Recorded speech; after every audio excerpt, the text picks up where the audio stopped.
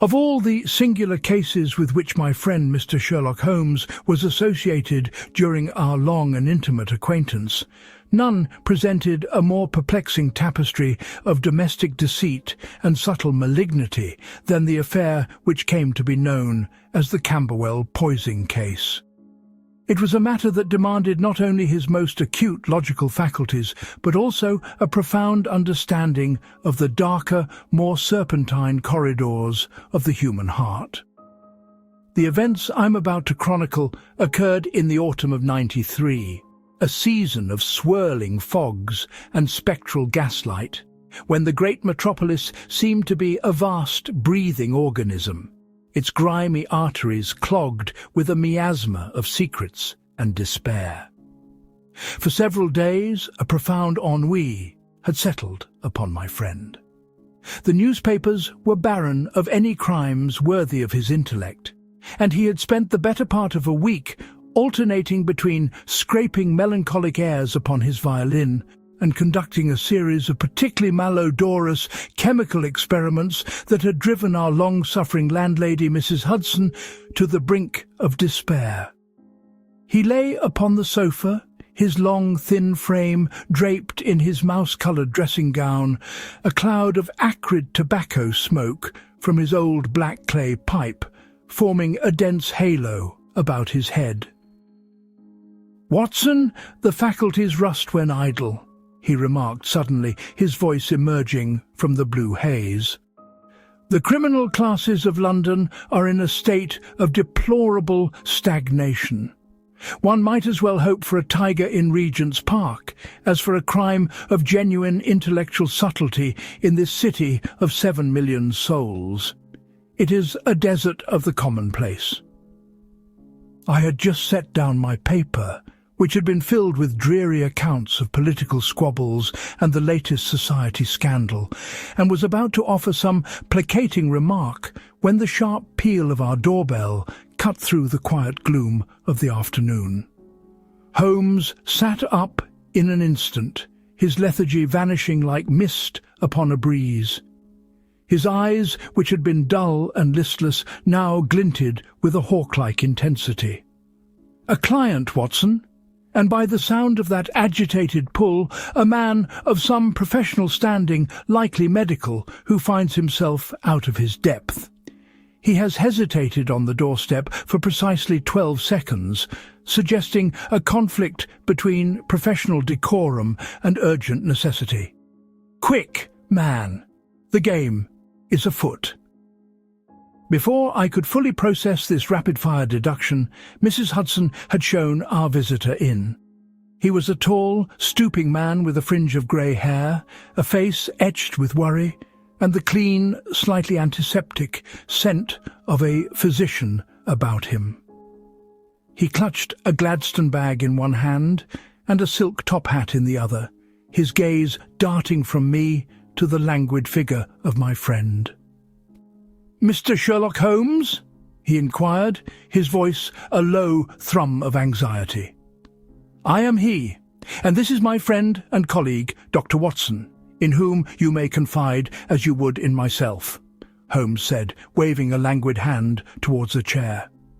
"You are, I perceive, a Dr. Armitage, lately of King's College Hospital, and you have come from the southerly district of Camberwell, having travelled by hansom cab in considerable haste after a most disquieting professional visit." Our visitor dropped into the proffered chair, his jaw agape. "Good heavens, sir! How could you possibly know all this?" Holmes chuckled, the good humour returning to him in a flood. "The tools of my trade are observation and deduction, Doctor. Your bag is of a type favoured by physicians, and a small silver stethoscope, of a model I associate with King's College alumni, protrudes slightly from its pocket. The cuff of your left trouser leg is spattered with a particular type of yellow clay mud, which, after a recent study of London's varied geology, I can confidently place within a half-mile radius of the Grove Lane area in Camberwell. Your haste is evident from your flushed cheeks and the fact that you have buttoned your waistcoat awry. As for your disquiet, it is written plain upon your face. Now pray, tell us what has so disturbed the peace of a Camberwell physician." Dr. Armitage took a deep, steadying breath.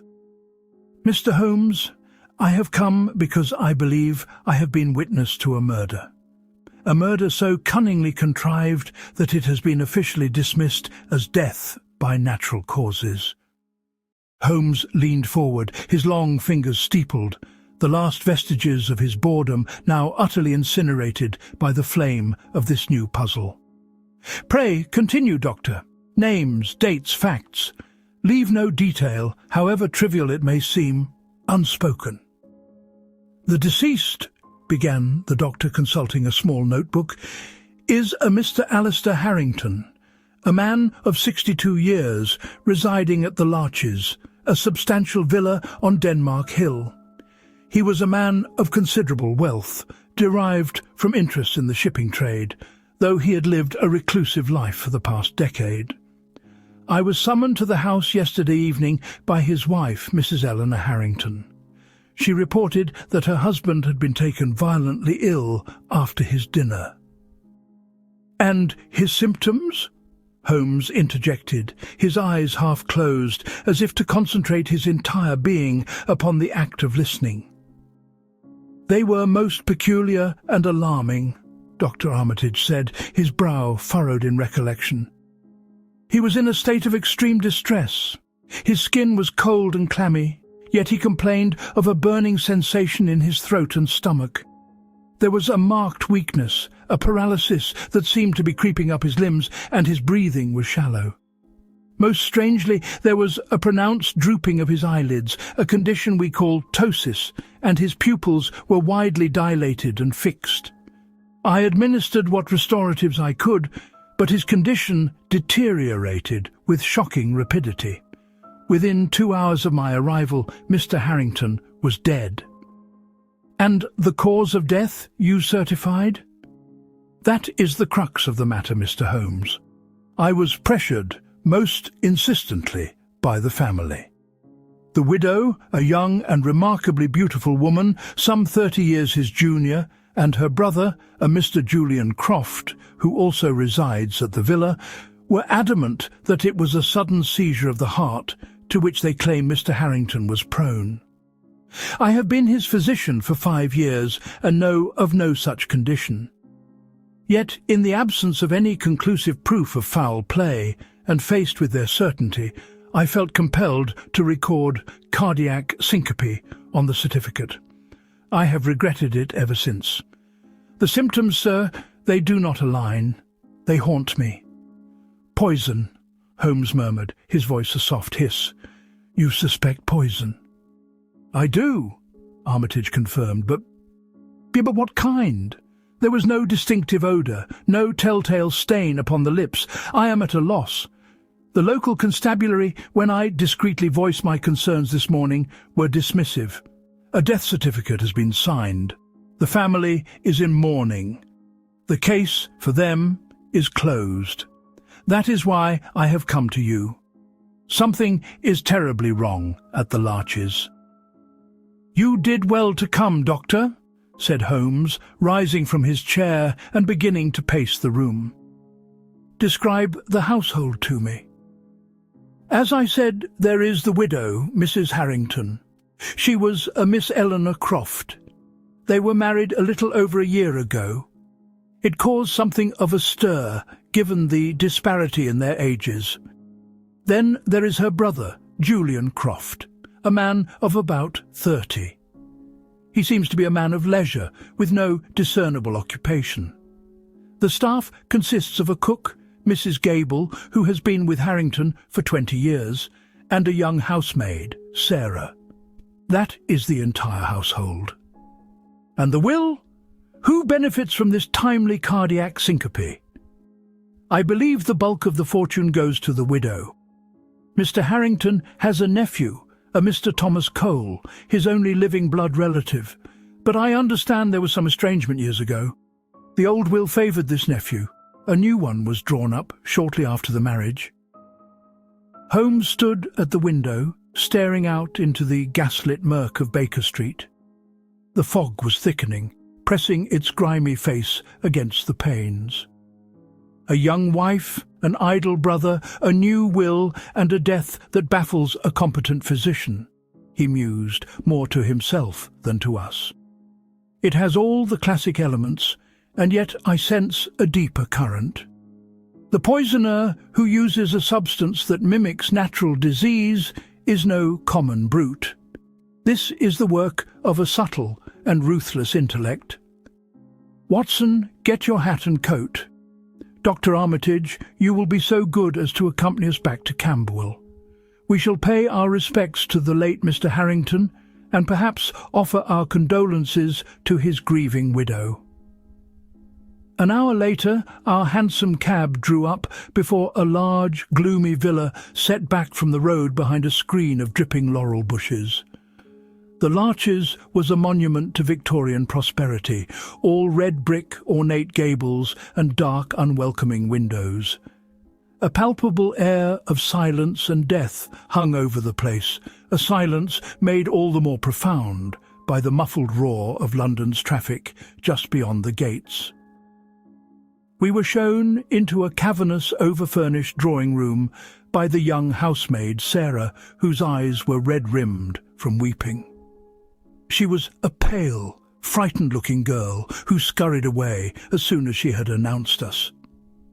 Presently the door opened to admit Mrs. Eleanor Harrington, followed closely by her brother. The widow was, as Dr. Armitage had described, a woman of startling beauty. She was tall and slender, dressed in fashionable mourning black that accentuated the alabaster of her skin and the burnished gold of her hair, which was swept up in an elaborate coiffure.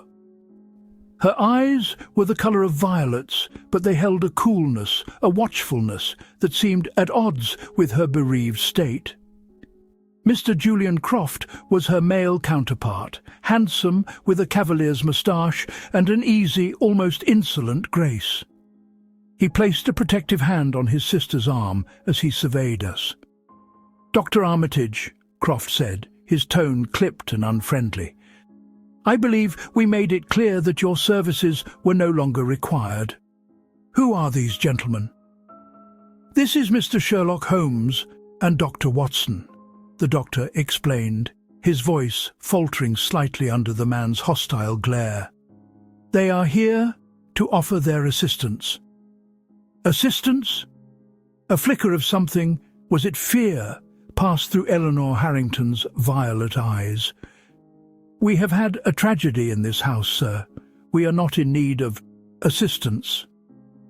"My condolences on your loss, madam," Holmes said, his voice soft and sympathetic, yet his eyes were as sharp as a surgeon's scalpels, taking in every detail of the room and its occupants. "I am here in a purely unofficial capacity. I had the privilege of knowing your late husband in connection with the small matter of some missing shipping manifests some years ago. Hearing of his sudden passing, I felt I must call and offer my respects." This lie, delivered with such perfect sincerity, had its intended effect. The tension in the room lessened perceptibly. Julian Croft's shoulders relaxed, though his eyes remained wary. "That is very considerate of you, Mr. Holmes," the widow said, gesturing for us to sit. "My husband's death was a terrible shock. His heart, it was so sudden." "Indeed," said Holmes. "Dr. Armitage has acquainted me with the sad details. He was taken ill in his study, I believe?" "Yes, shortly after dinner, sure," Croft supplied. "He liked to take a glass of port and read for an hour before retiring." "Might I, as an old acquaintance, see the room where my friend spent his last moments?" Holmes asked gently.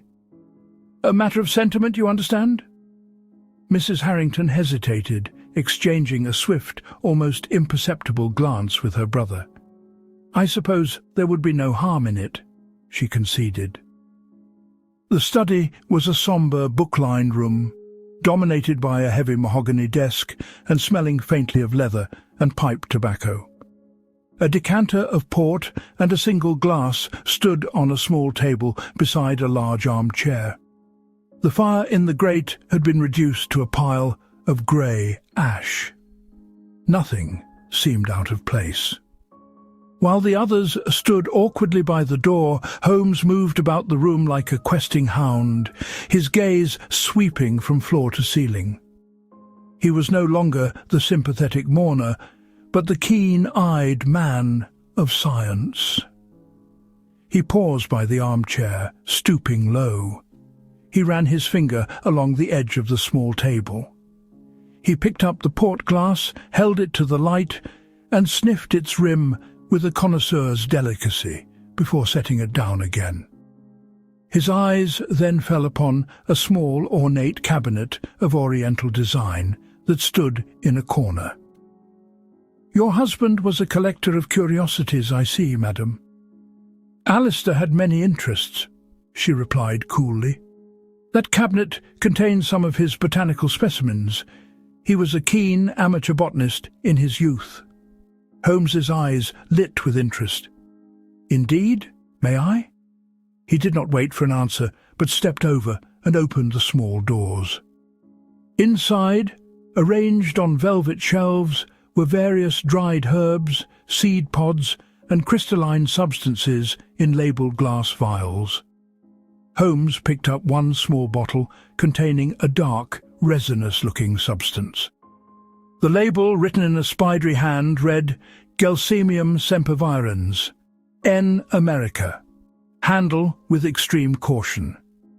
He held the vial for a moment, his face impassive, then replaced it exactly as he had found it and closed the cabinet. "A fascinating collection," he remarked casually. He then turned his attention to the desk, peering at the papers and books arranged upon it. He seemed about to turn away when his eye caught something on the floor, half hidden by the heavy velvet curtain. He bent down and with a swift movement plucked a single dark green leaf from the carpet. It was a glossy, lance-shaped leaf, quite unlike anything from the common English trees outside. He examined it for a moment under his pocket lens, then slipped it carefully into an envelope and placed it in his breast pocket. "I believe we have intruded upon your grief for long enough," he announced, turning to the widow. "Thank you for your forbearance, Mrs. Harrington. My deepest sympathies." As we made our way out into the damp Camberwell evening, Holmes was silent and abstracted. It was not until our cab was rattling back towards the city centre that he spoke. "Well, Watson," he said, a grim smile playing on his lips. "What did you make of our grieving widow and her devoted brother?" "She is a remarkably beautiful woman," I admitted, "but her grief seems restrained. As for the brother, I took an instant dislike to him. There is an air of the scoundrel about him." "Excellent, Watson. Your instincts are sound, if a trifle unscientific. Did you notice the faint, almost invisible stain on the carpet near the leg of the table where the port glass stood? A single drop of some dark liquid has been spilled and hastily rubbed away. Did you also observe that while Mrs. Harrington's handkerchief was damp, her eyes were perfectly dry? And as for Mr. Croft, did you not see the slight tremor in his left hand as he stood by the mantelpiece, a tremor that speaks not of grief, but of profound nervous tension? I confess I saw none of it, Holmes. Because you were not looking. You saw, but you did not observe. But there is more. The poison, Watson. It is there, in that very house. Gelsemium sempervirens, the yellow jasmine. Its active alkaloid is one of the most potent and insidious poisons known to science. It acts upon the central nervous system, producing a creeping paralysis, drooping eyelids, dilated pupils, and finally death by asphyxiation as the respiratory muscles fail. The symptoms are a near-perfect match for those described by Dr. Armitage. A massive dose would cause a collapse that could easily be mistaken for a seizure of the heart. Good heavens, Holmes! So they poisoned him with a substance from his own collection? Precisely. It is the murderer's touch of supreme irony and supreme arrogance. They presumed no one would look so closely, but they have made a mistake. One small, fatal mistake. He tapped the breast pocket where he had placed the envelope. "This leaf, Watson. This is the key." Back in our Baker Street rooms, Holmes set to work with a feverish energy. He produced his powerful microscope and placed the leaf upon a slide. For a long time he peered into the eyepiece, adjusting the focus with minute precision. "Just as I suspected," he muttered at last, straightening up. "Come here, Watson, and tell me what you see." I looked through the microscope. The surface of the leaf was covered in a fine crystalline powder, almost invisible to the naked eye. "It appears to be some sort of dust," I said. "It is indeed. Specifically, it is the pollen of an exotic orchid. Now, where in that house, apart from the study, would one be likely to find such a thing? The conservatory, perhaps?" "Exactly." A quick glance through the window as we arrived showed me that the Larches possesses a substantial glass house at the rear of the property. And who, Watson, is the most likely person to be tending to exotic and potentially valuable plants? The gardener? Or the man of leisure with no other occupation? The man with an interest in botany, perhaps inherited from his late brother-in-law, Mr. Julian Croft? The picture was beginning to form in my mind, a dark and terrible image of calculated murder. So Croft, with his knowledge of plants and poisons, procured the gelsemium. He crushed the root or leaves to create a tincture. But how was it administered? Surely not in the port. The taste would be too bitter. "No, not in the port," Holmes agreed, lighting his pipe and puffing thoughtfully. "That was mere window dressing. Remember what Dr. Armitage told us. Harrington was taken ill after dinner. We must speak to the one person who would know the intimate details of his daily routine. The one person who has been in that house for 20 years, and who, I suspect, loved her old master and harbours no great affection for the new mistress. We must speak to the cook, Mrs. Gable." The following morning, Holmes dispatched a cryptic telegram. An hour later, a stout, red-faced woman in a black bonnet and shawl was shown into our rooms. She was clearly distressed, twisting a handkerchief in her gnarled hands. "Mr. Holmes, I am Martha Gable. I got your message, sir. It said you were a friend of Mr. Harrington." "I am, Mrs. Gable, a friend of justice," Holmes corrected her gently. "I want you to tell me about your master's habits, specifically his evening routine." The cook's story, drawn out by Holmes's patient and sympathetic questioning, was illuminating. For the past year, ever since a bout of indigestion, Mr. Harrington had taken a nightly dose of a patent digestive tonic. He would pour it himself in the study from a bottle kept on the mantelpiece, adding a little hot water from a small kettle kept warm on the hob. And this tonic, was it taken before or after his glass of port? "Always after, sir. It was the very last thing he did before going up to bed." "And who had access to the study during the day?" "Anyone, really, sir. Mrs. Harrington would go in to arrange the flowers. And Mr. Croft, he was often in there, looking at the master's books, said he was improving his mind." A sniff of contempt accompanied this last statement. "Thank you, Mrs. Gable. "You have been most helpful," Holmes said, pressing a sovereign into her hand. "One last thing. Have you noticed anything unusual in the behaviour of Mrs. Harrington or her brother since the master's death?" The cook's face hardened. "Unusual, sir? I'll say. Not an hour after the poor master was laid on his bed, I heard them. Down in the drawing-room. They thought I was abed, but I was not. I heard the clink of glasses, sir, and I heard her laugh. A low, triumphant laugh. It fair curdled my blood, it did." When she had gone, Holmes sprang from his chair, his face grim. "The final piece, Watson. The means and the motive are clear. Croft, the botanist, provides the poison. The beautiful Eleanor, the grieving widow, provides the opportunity. She likely added the concentrated tincture of gelsemium to the tonic bottle at some point during the day. Her husband, in his nightly ritual, unwittingly administers the fatal dose to himself. It is a plan of fiendish simplicity." "But Holmes, what can we do? We have no proof. It is your deductions against their word." "Proof is what we must now obtain," he said, his eyes gleaming. "And to get it, we must force the hand of our killer, or killers.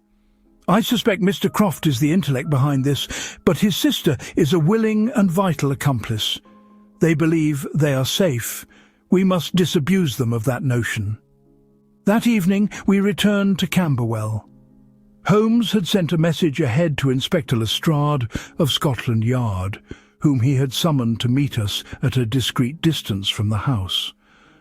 The stout, ferret-faced inspector was, as usual, sceptical but intrigued. "Another of your theories, Holmes?" he grumbled. "The death certificate is signed. It's all neat and tidy." "Murder is rarely tidy, Lestrade," Holmes retorted. "I have reason to believe that the tonic bottle in Mr. Harrington's study contains traces of a potent vegetable alkaloid. I want you to enter the house with me.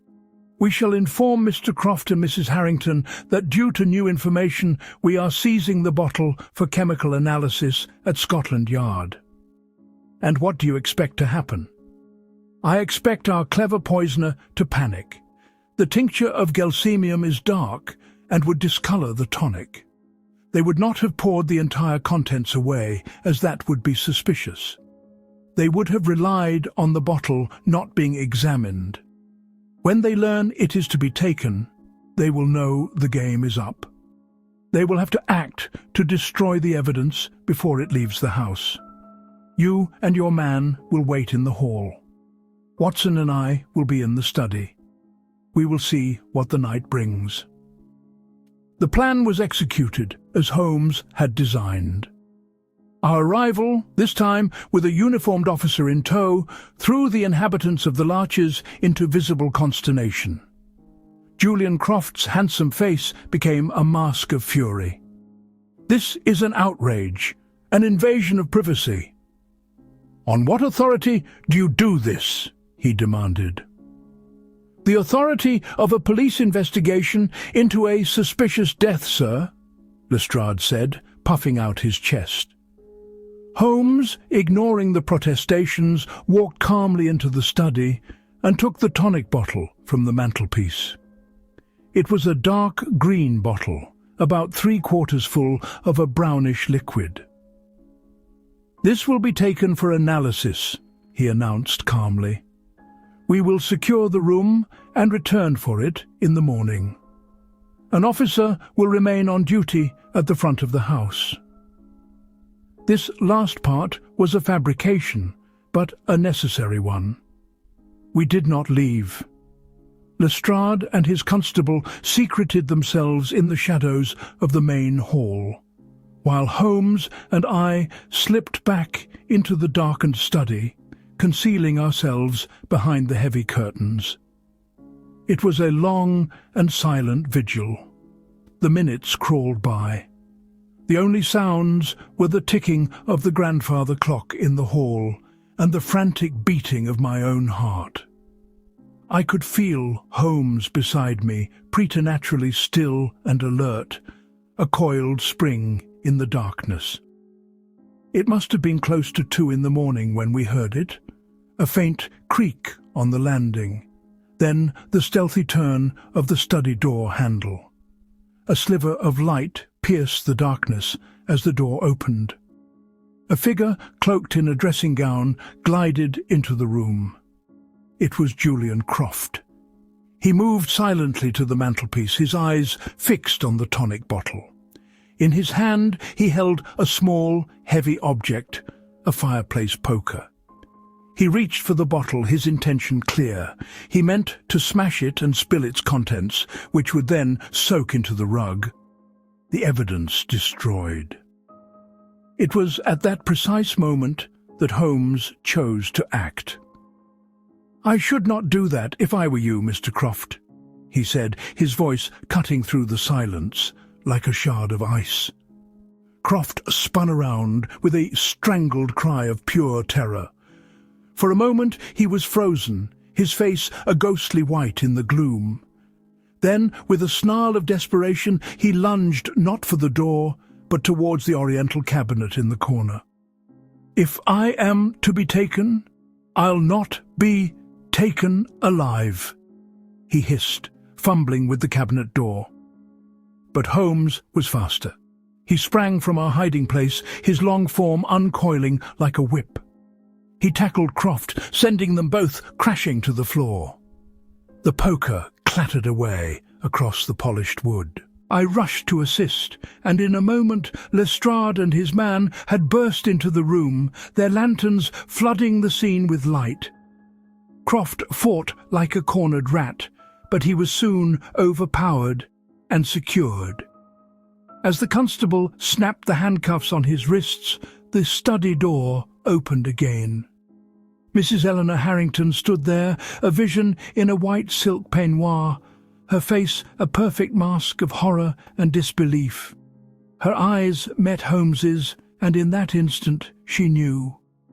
All the artifice, all the cold composure fell away, and she crumpled to the floor in a dead faint.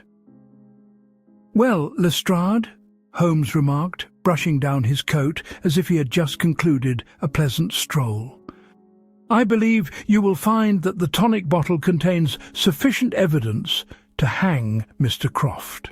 And with his confession, which I have no doubt you will secure, you will have his sister as an accessory. A most satisfactory night's work." Back in our Baker Street rooms, with the dawn breaking over the London rooftops, Holmes finally condescended to explain the final links in his chain of reasoning.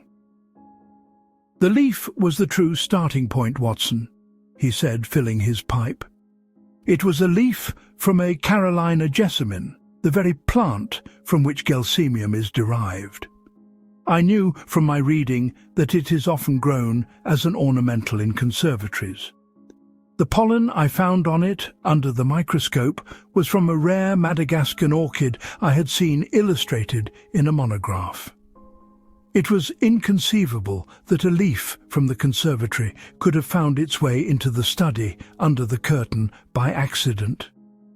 It must have been carried there, stuck to the shoe or trouser cuff of someone who had recently been in both places, someone like Mr. Croft, who had been preparing his poison and then, in his agitation, had overlooked the damning piece of evidence he had dropped. And the motive was simply the fortune. The fortune, and perhaps something more. Croft is a gambler.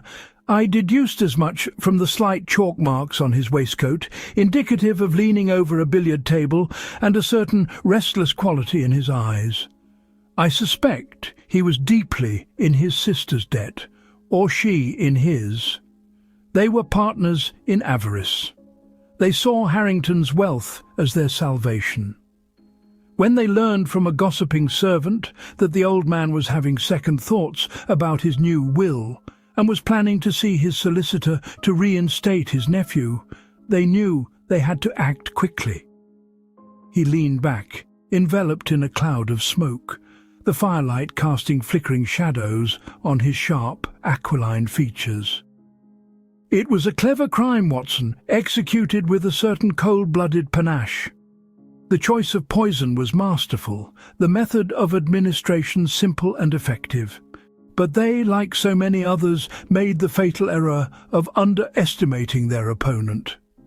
They saw a world of fools and victims, and they did not reckon on the one man who looked for the single leaf, the one drop of spilled liquid, the one faint dusting of pollen that would unravel their entire wicked scheme." He fell silent, and I watched him, my friend, the finest and most brilliant mind of our generation. The fog had lifted, and the morning sun was beginning to pierce through the gloom. The great city was awakening. But for one small corner of Camberwell, a dark and poisonous secret had been brought into the light, thanks to the singular genius of the man in the mouse-coloured dressing gown. The Camberwell poisoning case was closed,